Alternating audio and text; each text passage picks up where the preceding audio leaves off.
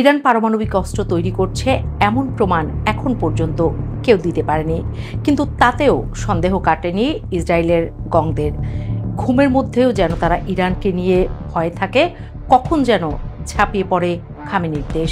সেজন্যই ইরানকে শেষ করে দেয়া যেন ফরজ হয়ে গিয়েছিল, আর সেই পরিকল্পনার বাস্তবায়ন দেখছে বিশ্ব। কিন্তু যে পরিকল্পনা নিয়ে পশ্চিম ঝাঁপিয়ে পড়েছে ইরানের দিকে, তাকে সফল হবে? বিশ্লেষকরা বলছেন আবারও হিসেবে ভুল করল ট্রাম্প নেতানিয়াহু, এবং এটার বাস্তবতা দেখা যাচ্ছে ইরানের পাল্টা আক্রমণের ধাঁচ দেখে। মধ্যপ্রাচ্যে গুরুত্বপূর্ণ সব মার্কিন ঘাঁটিতে হামলা করে বসেছে ইরান। মরুভূমিতে বালির ঝড় তুলছে সেসব হামলা। কাতার থেকে ইসরায়েল সবখানে পৌঁছে যাচ্ছে ইরানি আগুনের গোলা। ফেব্রুয়ারির শেষ দিন ইরানের হাতে হাত মিলিয়ে মুহুমুহু হামলা করে ইসরায়েল যুক্তরাষ্ট্র। অতর্কিতে হামলার জবাবে ইরান যে এভাবে রুখে দাঁড়াবে তা হয়তো পেন্টাগন বা মোসাদের গণিতে ছিল না।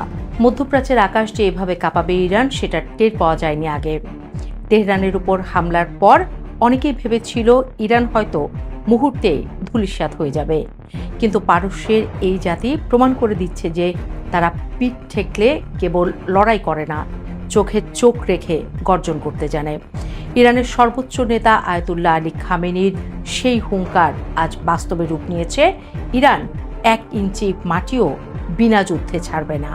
ইরানের এই প্রতিরোধের মূলে রয়েছে তাদের হাজার বছরের আত্মমর্যাদা। এই জাতি যুদ্ধের ময়দানে কখনো মাথা নত করতে শেখেনি।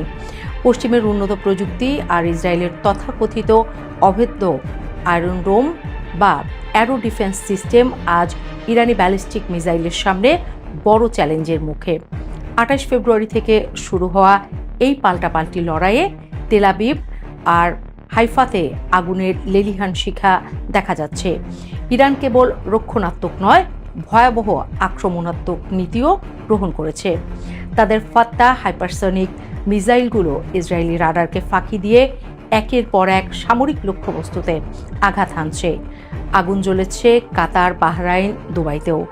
মরুভূমির তপ্ত বালুর উপর এমন ধ্বংসস্তূপ আর বারুদের গন্ধ বন্ধ করে দিয়েছে বিশ্বের জ্বালানির লাইফলাইন হরমুজ প্রণালীও।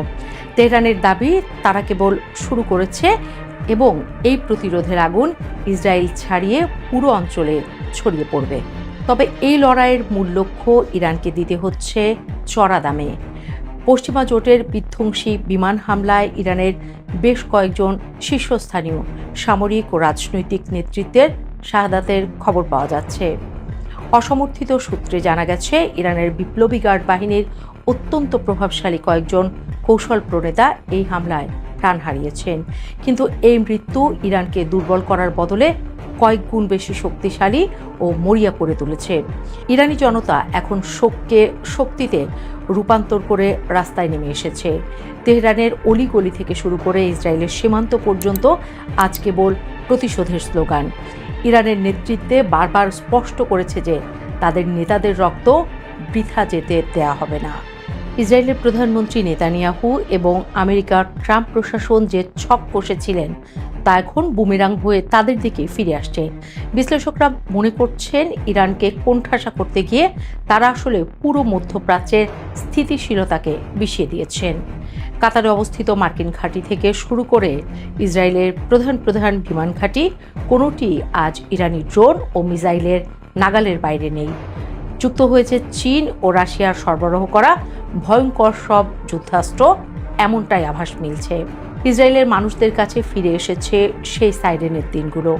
সাধারণ মানুষ বাংকারে আশ্রয় নিলেও সেখানেও তারা নিরাপদ বোধ করছেন না। 28 ফেব্রুয়ারি থেকে শুরু হওয়া এই হামলার ব্যাপ্তি দেখে বোঝা যাচ্ছে ইরান দীর্ঘ সময় ধরে এই যুদ্ধের প্রস্তুতি নিয়ে রেখেছিল। তারা কেবল নিজেদের ভূখণ্ড রক্ষা করছে না, মধ্যপ্রাচ্য থেকে পশ্চিমা আধিপত্য চিরতরে মুছে দেওয়ার শপথ নিয়েছে। বর্তমান পরিস্থিতি পর্যালোচনায় দেখা যাচ্ছে যুদ্ধ কেবল ইরান আর ইসরায়েলের মধ্যে সীমাবদ্ধ নেই। লেবাননের হিজবুল্লাহ, ইয়েমেনের হুথি এবং ইরাকের প্রতিরোধ যোদ্ধারাও এই মহাযুদ্ধে ইরানের পাশে দাঁড়াতে প্রস্তুত। পুরো অঞ্চল এখন এক অগ্নিকুণ্ড। মধ্যপ্রাচ্যের আকাশ জুড়ে চক্কর দিচ্ছে শত শত ড্রোন। আকাশসীমায় চলছে পাল্টাপাল্টি ধাওয়া। বিশ্ববাজারে ইতিমধ্যে থমকে গেছে তেলের দাম আকাশচুম্বী হওয়ার জোগাড়। এই যুদ্ধ যদি দীর্ঘস্থায়ী হয় তবে কেবল মধ্যপ্রাচ্য নয়, পুরো বিশ্ব এক চরম অর্থনৈতিক ও মানবিক বিপর্যয়ের মুখে পড়বে। তৃতীয় বিশ্বযুদ্ধের যে পদধ্বনি শোনা যাচ্ছিল তা যেন আজ বাস্তবের খুব কাছাকাছি চলে এসেছে, এমনটাই বলছেন বিশ্লেষকরা। ইরানের এই প্রতিরোধের মূলে রয়েছে তাদের জাতীয় সংহতি।